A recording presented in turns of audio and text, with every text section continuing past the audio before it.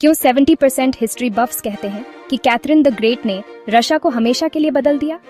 क्या वो सच में उतनी रूथलेस थीं जितना लोग कहते हैं? इस लेजेंड के पीछे की एम्प्रेस को जानते हैं। जर्मनी में पैदा हुई थी, रशिया में नहीं।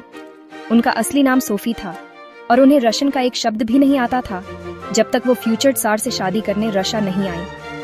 लेकिन 1762 में एक ड्रामेटिक पैलेस कू के बाद वो एम्प्रेस बन गई और उन्होंने 30 साल से ज्यादा रशिया पर राज किया। उनकी लव लाइफ के बारे में जो कुछ भी आपने सुना है उसे भूल जाओ। पॉलिटिक्स और कल्चर के मामले में कैथरीन एक जीनियस थी। उन्होंने रशिया को 200,000 स्क्वायर माइल से भी ज्यादा एक्सपैंड किया, जिससे वो दुनिया के सबसे बड़े एम्पायर्स में से एक बन गया। उन्होंने रशिया के एजुकेशन सिस्टम को मॉडर्नाइज किया, देश का पहला state funded school for girls शुरू किया और सेंट पीटर्सबर्ग में फेमस हर्मिटेज म्यूजियम भी शुरू किया। कैथरीन एनलाइटनमेंट को लेकर ऑब्सेस्ड थी। उन्होंने वोल्टेयर और डिडरो को लेटर्स लिखे, जो उनके समय के दो सबसे फेमस फिलोसोफर्स थे, और उनके आइडियाज को रशिया लाने की कोशिश की। लेकिन सभी रूलर्स की तरह उनकी भी एक डार्क साइड थी।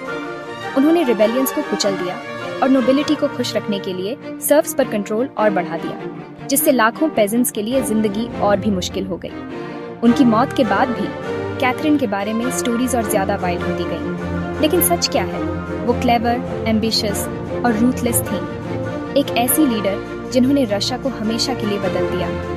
तो अगली बार जब आप कैथरीन द ग्रेट के बारे में सोचें, याद रखना वो सिर्फ रूमर्स से कहीं ज्यादा थी।